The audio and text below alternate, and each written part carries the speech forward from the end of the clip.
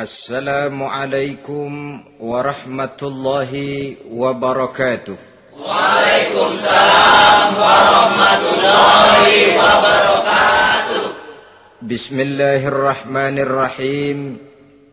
Alhamdulillahi rabbil alamin. Wassalatu wassalamu ala ashrafil anbiya'i wal mursalin. Sayyidina wa maulana Muhammadin wa ala alihi wa ashabihil mujahidin at-tahirin. Amma ba'du, subhanaka la ilma lana illa ma 'allamtana innaka antal alimul hakim. La hawla wa la quwwata illa billahil aliyyil azim. Saudara-saudara kaum muslimin, terutama adik-adik para remaja dan pemuda yang saya cintai. Apabila seseorang akan membangun rumah, tentu saja dia akan mengadakan beberapa pilihan. Sejak dari memilih lokasi di mana rumah itu akan didirikan, sampai kepada menentukan bahan-bahan kualitas yang akan dipakainya, sampai kemudian kepada wujud dan bentuk rumah yang akan ditinggalinya. Demikianlah bahwa untuk membangun sebuah rumah yang hanya untuk menaungi kehidupan di dunia ini, kita mengadakan berbagai macam pilihan. Apalagi kalau kita akan membangun sebuah rumah tangga yang kita harapkan tidak hanya akan menaungi kehidupan di dunia ini, tidak hanya untuk kepentingan kita saja, tetapi juga untuk kepentingan anak cucu kita di belakang hari, termasuk sampai kepada hari akhirat nanti. Oleh karena itu, pada pertemuan kali ini, saya hanya ingin khusus berbicara kepada adik-adik remaja dan para pemuda, bagaimana sebaiknya memilih jodoh menurut ajaran agama Islam. Dalam Al-Quran, Allah Subhanahu wa ta'ala menjelaskan, Zuyyina linnasi hubbus syahawati minan nisa, bahwa manusia apapun jenisnya, asal dia bernama manusia, dihiasi dengan perasaan cinta kepada perempuan. Jadi sejak dahulunya secara fitrah, laki-laki senang kepada perempuan, sebagaimana perempuan pun senang kepada laki-laki. Dihiasi rasa cinta ini dalam kehidupan manusia. Dan oleh karena adanya rasa cinta, berkembanglah segala macam persoalan. Sehingga seorang ahli cinta pernah berkata, cinta adalah 5 huruf yang membuat persoalan tidak akan pernah selesai. 5 huruf yang membuat persoalan tidak akan pernah selesai-selesai. Tetapi dalam kehidupan sehari-hari sering kita saksikan bahwa cinta ini bisa mendorong, memberikan motivasi yang baik, dan cinta ini pun bisa juga memberikan dorongan yang tidak baik. Oleh karenanya, apabila cinta itu ibarat setetes embun yang jatuh di bumi yang subur, akan tumbuhlah di atasnya aneka ragam bunga-bungaan yang harum semerbak, indah, mewangi, sedap dipandang orang, menebarkan rasa aman, damai, sentosa, dan begitu selanjutnya. Tapi jika cinta itu jatuh di hati yang gersang dan tandus, tidak ada yang akan dapat tumbuh di sana selain sirih memanjat batu, kuning daunnya, lemah gagangnya, maka cinta yang semacam itu tidak akan memberikan dorongan positif kepada seseorang di dalam kehidupannya. Maka lebih dahulu kita akan membicarakan cinta dalam artian yang positif ini, untuk nanti sampai kepada perempuan yang bagaimana yang harus kita cintai, atau laki-laki yang bagaimana yang harus dicintai oleh seorang perempuan. Saudara hadirin yang saya hormati, cinta dalam artian yang positif, pertama, dia selalu mendatangkan keindahan. Yang kedua, cinta itu memberikan energi atau semangat untuk berjuang. Dan yang ketiga, cinta itu selalu membawa resiko dalam bentuk pengorbanan. Maka cinta yang positif pertama melahirkan keindahan. Disinilah orang memerlukan filter atau saringan. Sebab keindahan yang didasarkan karena cinta itu merupakan satu keindahan yang relatif saja. Boleh jadi karena indah orang jadi cinta, boleh juga jadi karena cinta segala sesuatu terasa jadi indah. Namun bagaimanapun juga, kalau hati sudah diliputi oleh rasa cinta, segalanya akan terasa menjadi indah. Cinta itu adalah keindahan. Yang kedua, cinta itu energi, melahirkan dorongan dan semangat. Yang lemah bisa menjadi kuat, yang takut bisa menjadi berani, yang jauh jadi terasa dekat. Itu semua karena dorongan cinta. Dan dari energi ini lahirlah yang ketiga, bahwa cinta adalah pengorbanan. Sehingga orang berkata, berani bercinta artinya harus berani berkorban. Takut berkorban, jangan bercinta. Kalau cinta ini kita salurkan kepada nilai-nilai agama umpamanya, yang pertama, cinta mendatangkan keindahan. Kita cinta kepada agama, maka apapun yang diperintahkan oleh agama akan terasa menjadi indah. Solat akan terasa menjadi indah. Puasa terasa menjadi indah. Zakat terasa menjadi indah. Jihad pun akan terasa menjadi indah. Persis kalau kita cinta kepada seorang gadis. Jika kita cinta kepada seorang gadis, apanya saja akan kelihatan menjadi indah.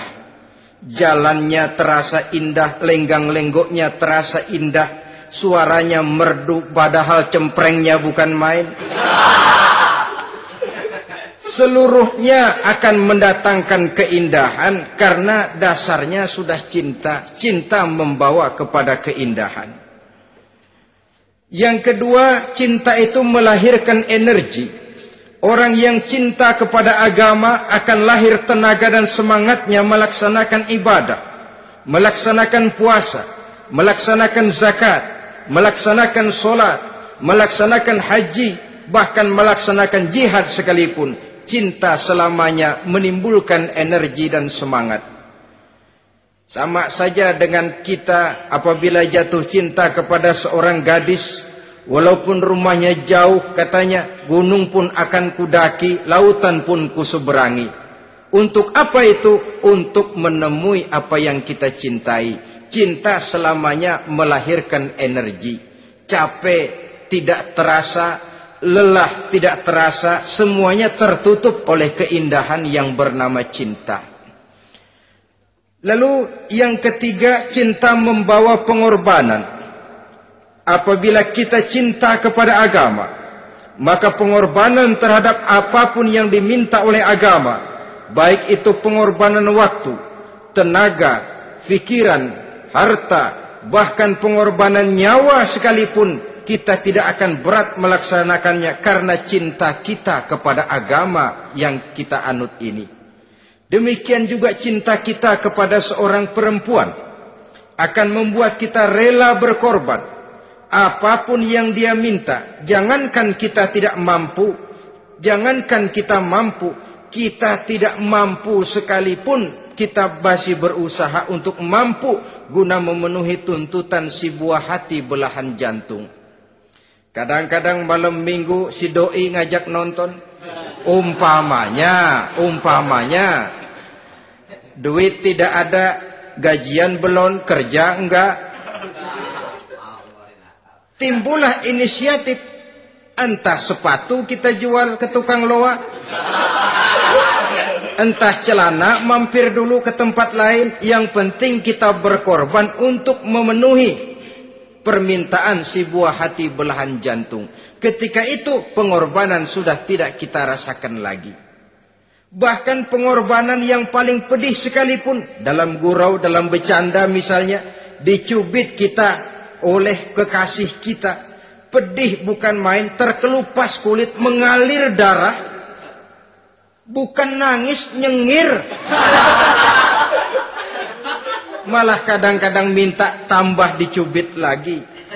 Itulah romantikanya cinta, sanggup membuat orang berkorban, melahirkan energi dan semangat, menambah keindahan dalam kehidupan, sepanjang dia dalam artian yang positif.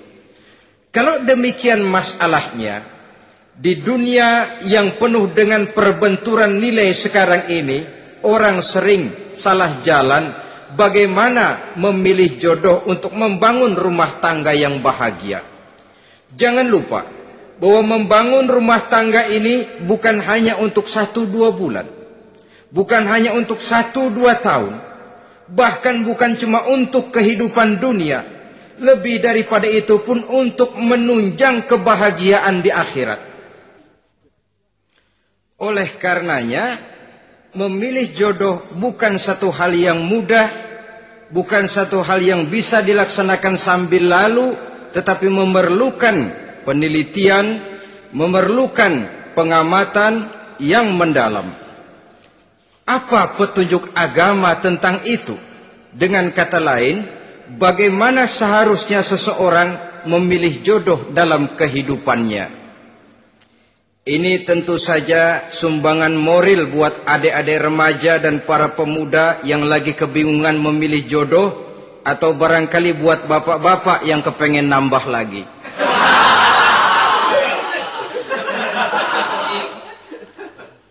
Mohon maaf kepada ibu-ibu, saya tidak menganjurkan, cuma ngajarin. Yang pertama, menurut Nabi, nikahilah perempuan itu karena rupanya, karena hartanya, karena keturunannya, dan karena agamanya. Ada 4 motif utama di sini. Pertama, memilih jodoh, lihatlah rupanya. Lagian siapa yang kepengen dapat jodoh rupanya nggak karu-karuan? Cari rupa yang cantik, indah, dan menawan. Namun jangan lupa, saya katakan di zaman di mana sering terjadi benturan nilai seperti sekarang ini, orang sulit untuk mendapatkan keaslian. Di mana teknologi sudah sedemikian canggih, di mana ilmu kedokteran sudah sedemikian maju, maka berbagai macam rupa bisa dibentuk dengan apa yang dinamakan operasi plastik misalnya. Yang pesek bisa dibikin mancung, kuping yang kelebaran bisa dibikin sedang, pipi yang kembung sebelah bisa dibikin rata, janggut yang tidak menarik bisa dibikin bak lebah bergantung katanya. Oleh karena itu, kalau pilihan hanya tertuju kepada rupa yang cantik saja semata-mata, kita sudah melakukan satu kesalahan yang sangat besar. Sebab apa?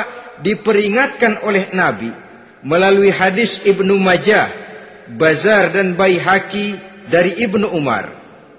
Janganlah kamu kawini seorang perempuan karena kecantikannya, sebab kecantikan boleh jadi akan mencelakakan. Jangan juga kamu kawini perempuan karena hartanya, sebab kekayaan biasanya akan mendatangkan kesombongan. Tetapi kawinilah karena agama dan akhlaknya, karena itulah yang akan membawa kepada kebahagiaan. Saudara-saudara kaum muslimin, terutama adik-adik remaja dan para pemuda, dikala usia puber, apalagi mata baru terbuka, awal balik namanya, remaja sering kehilangan filter. Pokoknya asal ngelihat rupa yang sudah lemot, denok, geboy, pikiran pun hanyut, malam terkenang, siang terbayang, tidur tak nyenyak, makan tak enak katanya, selalu terbayang wajah si doi. Dikala itu orang kehilangan pertimbangan bahwa rupa yang cantik kadang-kadang sering menipu. Diriwayatkan oleh Imam Ibnu Abbas, satu hari ketika sedang kumpul dengan para sahabat, lewatlah orang dengan potongan potongan orang kaya. Kelihatan kan, orang kaya sama orang miskin jalannya aja lain kan. Jalannya saja, jangan gaya hidupnya, jalannya saja lain. Liwat dia. Rasul bertanya kepada seorang sahabat, menurut pendapatmu bagaimana orang yang lewat itu? Kata sahabat, oh, yang lewat ini ya Rasul, kalau dia meminang perempuan pasti diterima. Kalau dia menolong orang pasti berhasil. Kalau dia ngomong pasti didengerin. Kenapa? Orang kaya. Orang kaya ya Rasul. Kalau dia minang, perempuan mana yang kagak bisa menerima kalau dipinang oleh orang kaya?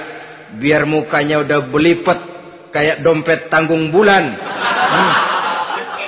Kalau memang duitnya banyak, nggak kelihatan tuh muka yang belipet, yang kelihatan duit.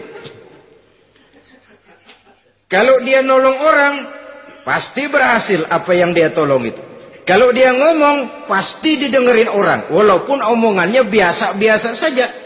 Kenapa? Orang lihat penampilannya. Sudah, ketika orang itu lewat, beberapa lama kemudian lewat lagi seseorang yang kelihatannya miskin. Rasul tanya lagi, kalau orang ini bagaimana pendapat kamu? Wah, potongan begini sih Rasul. Kalau dia minang, orang tolak. Siapa yang mau kawin sama kere begini? Kalau dia nolong orang, pasti nggak berhasil. Kalau dia ngomong, kagak bakalan ada yang mau dengerin. Siapa yang mau dengerin orang susah ngomong? Setelah orang itu lewat, apa kata Rasul? Orang yang terakhir, yang lewat ini, yang barusan lewat, jauh lebih baik dari yang pertama yang lewat tadi. Jauh lebih baik. Maksud dari ucapan ini, Rasul sebenarnya mendidik para sahabat jangan tertipu oleh penampilan. Sebab penampilan tidak selamanya mencerminkan keaslian. Apalagi di zaman sekarang, salon di mana-mana bejibun. Alis mata bisa dibikin, pipi bisa dicat. Yang pinggir kuning, yang tengah merah, di sebelah merah ada yang kehitam-hitaman, persis orang kepentok tiang listrik.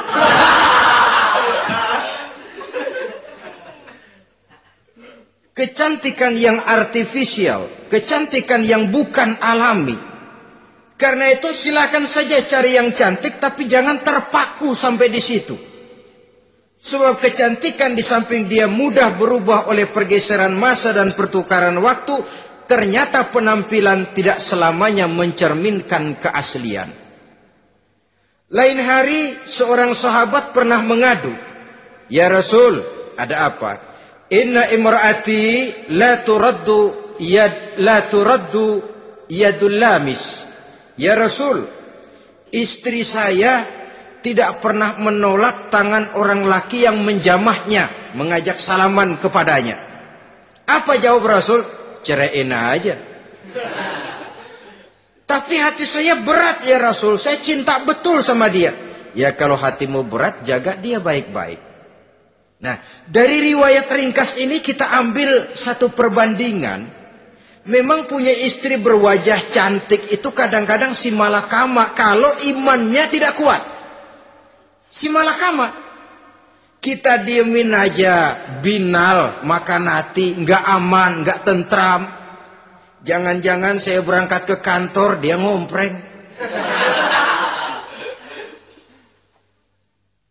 Buah si malakama seperti orang tadi, ya Rasul. Istri saya kelihatannya sebenarnya tidak negatif maksudnya ini, cuma bersalaman tapi terlalu ngobrol.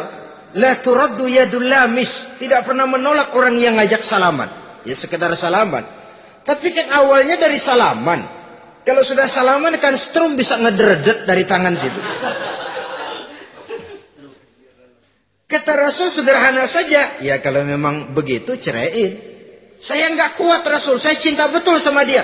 Kalau kau tak kuat berpisah dengan dia, jagalah dia baik-baik. Ajar, didik, tanamkan rasa keagamaan di dalam hatinya. Saudara-saudara kaum muslimin, jadi rupa yang cantik tanpa didasari oleh nilai-nilai agama akan membuat seorang suami di rumah tangganya seperti si malakama. Seperti berhadapan dengan buah si malakama. Kalau tidak diiringi dengan nilai-nilai moral yang luhur dan bekal agama yang tangguh. akan pergi jauh dari rumah rasanya tidak aman. Sedangkan di rumah saja siapa yang akan mencari nafkah? Dan begitu selanjutnya. Orang tadi jelas berhadapan dengan buah si malakama. Didiamkan, makan hati. Sebab, maaf, kalau seorang suami sudah tidak punya rasa cemburu terhadap istrinya, itu kan yang disebut dayus. Dan dayus itu, jangankan masuk surga, bau surga saja dia tidak dapat. Tapi cemburu dalam artian bukan cemburu buta, cemburu dalam artian yang wajar. Dia cemburu, akan dikerasi takut kalau istrinya minta cerai, sedangkan dia cintanya sudah kadung medok bener. Si malakama jadinya. Nah, ini juga satu riwayat yang memberikan gambaran kepada kita. Pilihan, silakan cari rupa yang cantik saja. Cari yang cantik. Tapi kalau itu dijadikan motif utama tanpa dasar-dasar agama, saya khawatir nanti rumah tangga kita akan berhadapan dengan buah si malakama. Jadi adik-adik remaja, usaha, ikhtiar, cari yang cantik, yang kira-kira nggak membosenin, supaya kita betah tinggal di rumah, supaya kita merasa ada tempat berbagi rasa, ada tempat kita bernaung. Sebab kalau nyari bini sebini-bininya mah, ya jodoh di tangan Tuhan, kagak usah nyari juga ntar datang diri, umpamanya. Iya, kalau yang datang peot. Orang harus berusaha, walaupun pada akhirnya jodoh toh memang ditentukan Allah. Kan 3 hal yang kita tidak bisa menentukan itu katanya. Maut, rezeki, jodoh. Itu yang masuk mysterious problem. Problem yang misterius. Maut, misterius. Kapan kita mati, kita sendiri tidak tahu. Tahun depan, 50 tahun lagi, 100 tahun lagi, tidak pernah seorang pun diberitahu. Tapi yang pasti dia bakal datang. Kapan dan di mananya, kita tidak tahu. Bisa di rumah, bisa di masjid, ya alhamdulillah. Bisa di majelis taklim, syukur. Bisa di medan perang membela agama, bagus. Pasti dia akan datang. Maut, mysterious problem. Sesuatu yang kita tidak tahu kapan datangnya. Rezeki, gitu juga. Sehingga orang sering bilang, rezeki katanya kayak bayangan. Kita uber-uber, dia lari. Kita diam, dia mah diam. Setengah mati kita uber-uber. Emang ukuran segitu? Segitu aja. Begitu kita nggak ngapa-ngapain, datang yang bawain rezeki. Namanya rezeki itu mysterious problem. Kadang-kadang ngobek, sungsang, sumbul, udah segala tanah orang kita ukur-ukurin. Udah segala ngomong sudah nggak ada yang loh, tuh sudah buta. Tapi memang bayangan, kalau belum rezeki ya belum. Kadang-kadang nyari kode sampai tidur di kuburan. Belepotan tanah kuburan loh. Yang aneh lagi kadang-kadang orang gila ditanyain. Allahu Akbar, ini kode-kode zaman sekarang ini. Sampai orang waras nanyain orang gila itu gimana itu. Ini sudah efek yang betul-betul negatif. Sudah jelas orang gila kok ditanya. Apa kira-kira yang nanya nggak lebih gila dari yang gila itu?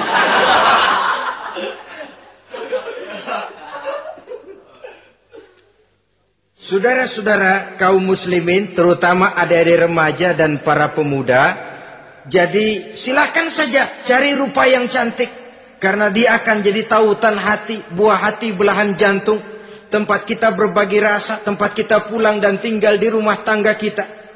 Tapi hendaknya kecantikan rupa itu diiringi juga dengan kecantikan budi. Karena itu cari rupa yang cantik. Ini pilihan utama. Yang kedua, kata Nabi, harta, cari yang kaya.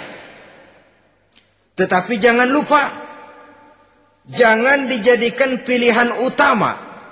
Karena kekayaan sering mendatangkan kesombongan.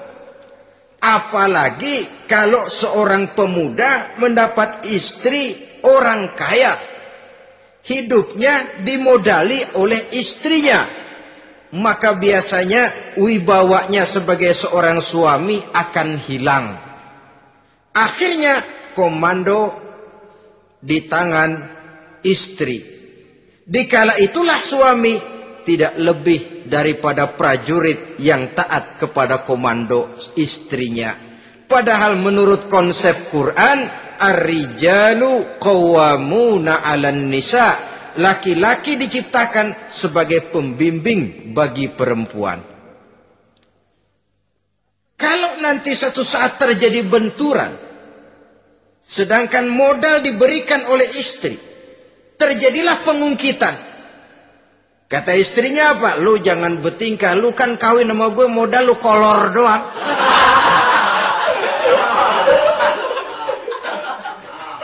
Kalau sekarang bertingkah silakan keluar rumah.